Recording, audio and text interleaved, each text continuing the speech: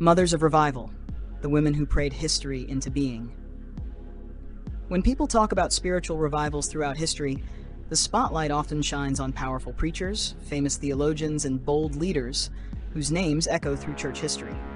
But behind those visible revivals lies a quieter, often overlooked force: the hidden prayers of women. They weren't on stages. Many couldn't even preach publicly. But when they bent their knees, heaven responded. These women didn't pray to be seen. They weren't seeking applause or recognition. Their hearts burned with a desire for God and for His kingdom to come on earth. In kitchens, bedrooms, barns, and small prayer circles, they called out to heaven. And heaven moved.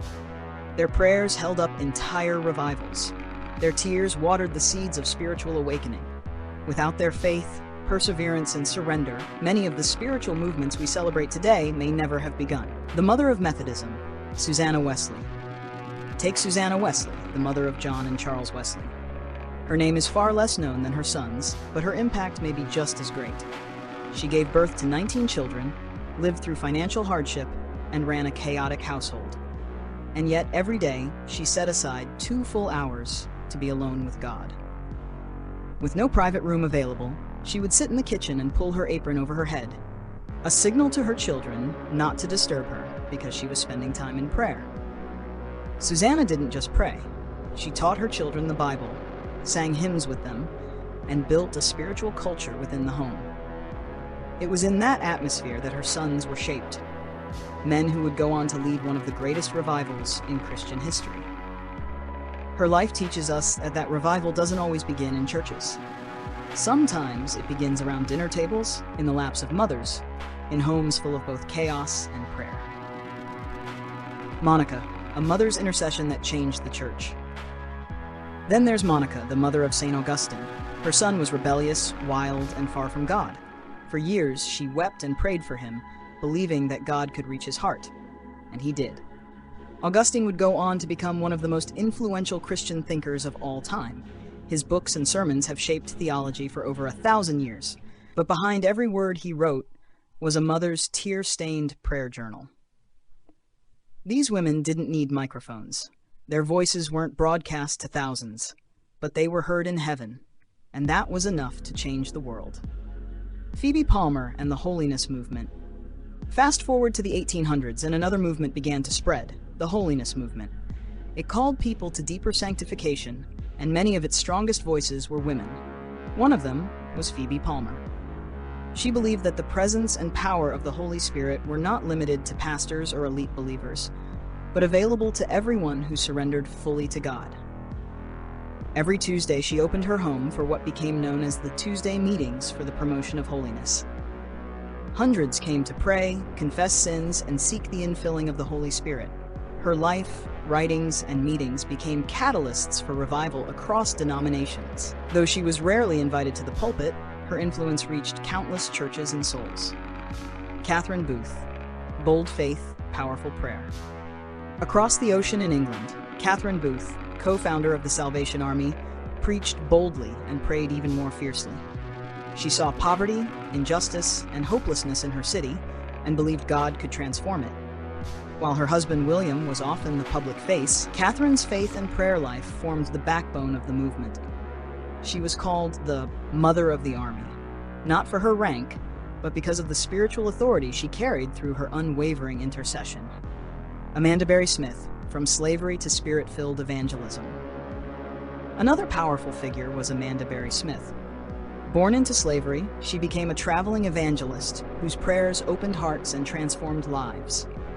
She preached and prayed in tents, churches, and revival meetings across the United States, England, and Africa.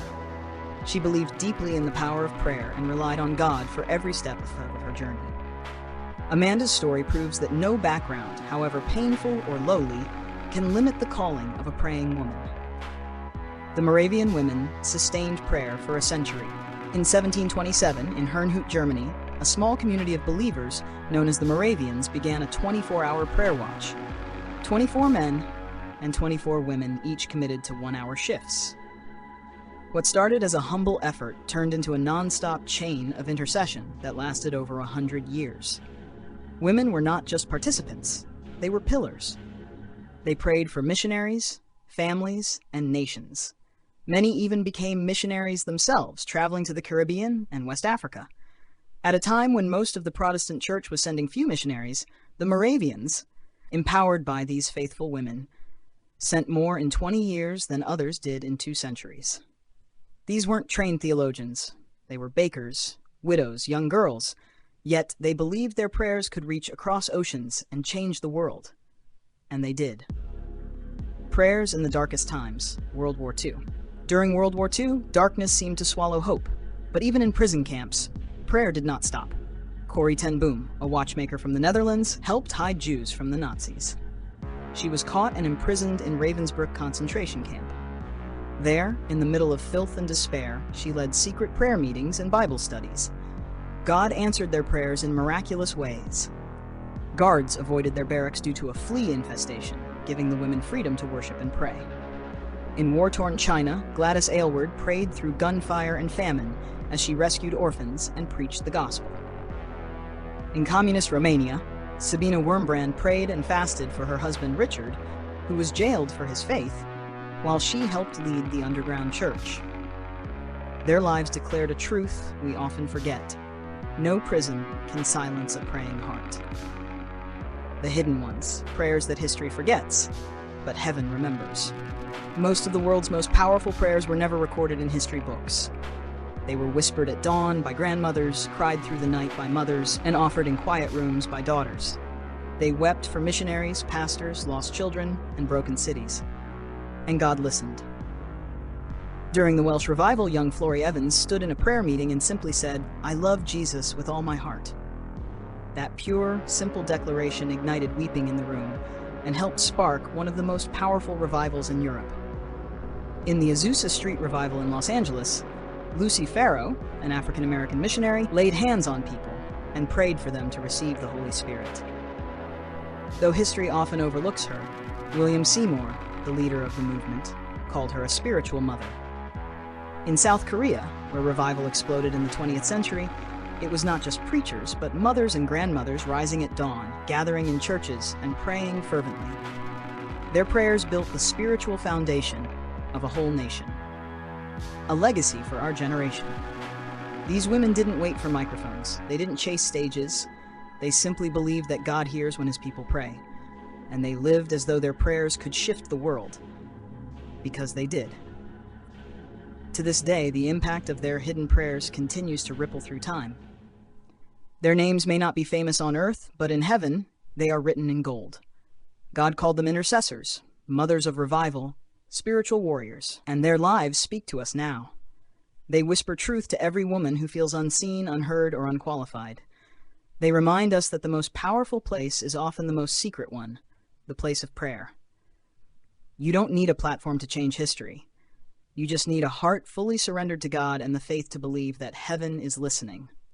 Because it is.